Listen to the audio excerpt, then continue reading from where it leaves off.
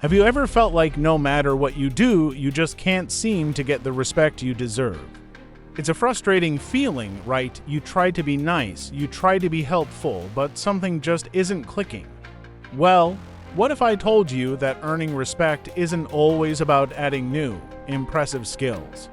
Sometimes it's about what you stop doing. Today, we're going to dive deep into 5 common habits that are secretly sabotaging your ability to command respect. By the end of this video, you'll have a clear roadmap to identify these behaviors in yourself and eliminate them for good. This isn't about changing who you are, it's about removing the barriers that are hiding the confident, respectable person you're meant to be. So, if you're ready to make a real change and start being seen and valued in the way you deserve, stick around. Let's get started. First on our list, and this one is a big one, is constantly seeking validation from others. Do you find yourself always looking for approval before making a decision? Do you change your opinion just to fit in with the group? This habit screams a lack of self-confidence when you're always asking, "Is this okay?" Or, "What do you think I should do?" You're handing over your power. You're telling people that your own judgment isn't good enough. Respectable people trust themselves. They have their own internal compass. Of course, it's wise to seek advice when you need it, but there is a huge difference between gathering information and desperately needing someone else to sign off on your life. The moment you start making choices based on your own values and beliefs, even if they're not popular, people will notice. They'll see you as someone with conviction, someone who stands for something. Start small. Make a few decisions today, no matter how minor, without asking for anyone's opinion. It could be what you wear, what you eat for lunch, or which task you tackle first at work. Feel that sense of ownership. It's the first step toward building a foundation of self-respect, which is the only place true respect from others can grow. The second habit we need to kick to the curb is over-apologizing. I'm not talking about apologizing when you've genuinely done something wrong. A sincere apology is a sign of strength and maturity. I'm talking about the sorry that slips out for everything. Sorry for taking up space, sorry for asking a question, sorry for having an opinion. This constant apologizing diminishes your presence. It makes you seem timid and uncertain. Every time you say sorry when it's not needed, you're subtly telling the world that you're in the wrong, that your existence is an inconvenience. Think about the language you use. Instead of sorry to bother you, try excuse me, do you have a moment? Instead of sorry for the late reply, try thanks for your patience. This simple shift in wording changes the entire dynamic. It moves you from a position of weakness to one of polite confidence. People respect those who are comfortable in their own skin and don't feel the need to apologize for simply existing.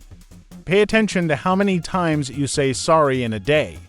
You might be shocked. Challenge yourself to cut that number in half.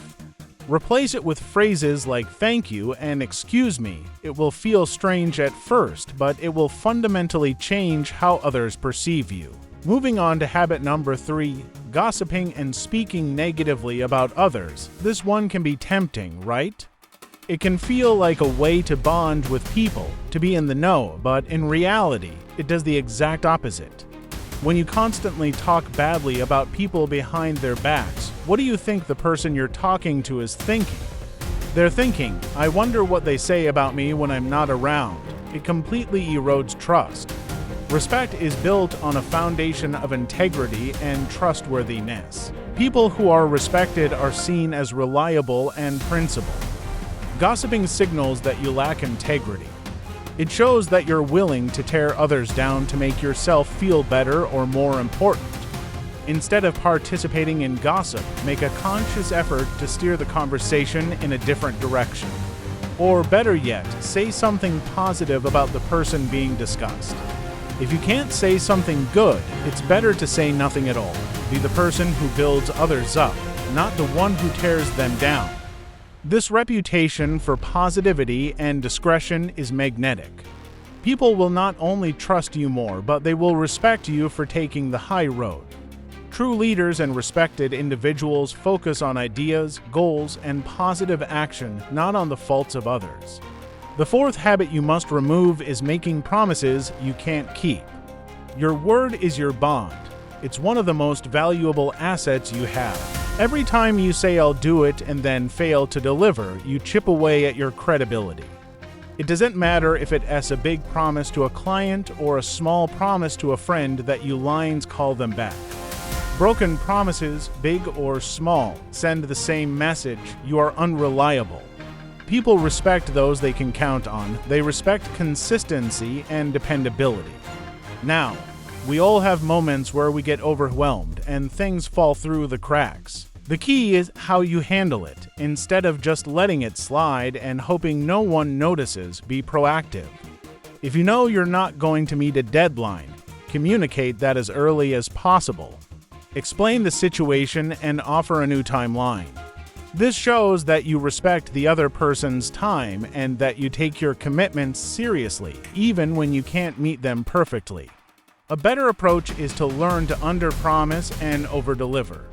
Be realistic about your capacity. It's far better to say I'm not sure I can do that by Friday, but I can definitely have it by Monday and then deliver it on Friday than to promise it for Friday and fail. Guard your word fiercely. It's the currency of respect. Finally, the fifth habit to eliminate is failing to set boundaries. This is the cornerstone of self-respect. If you don't respect your own time, energy, and emotional well-being, why would anyone else?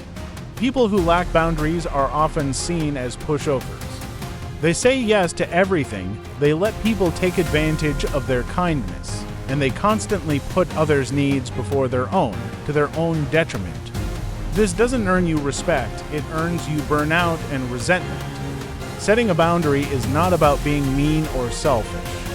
It's about clearly communicating what is and is not acceptable to you. It's saying I can help with that until 5 p.m., but then I need to focus on my own project. It's saying I understand you're upset, but I won't be spoken to in that tone. When you set and enforce healthy boundaries, you teach people how to treat you. You show them that you value yourself, and in turn, they will value you more. People respect those who have a strong sense of self-worth. They might not always like your boundaries, but they will respect them. Start small. Identify one area in your life where you feel your boundaries are being crossed.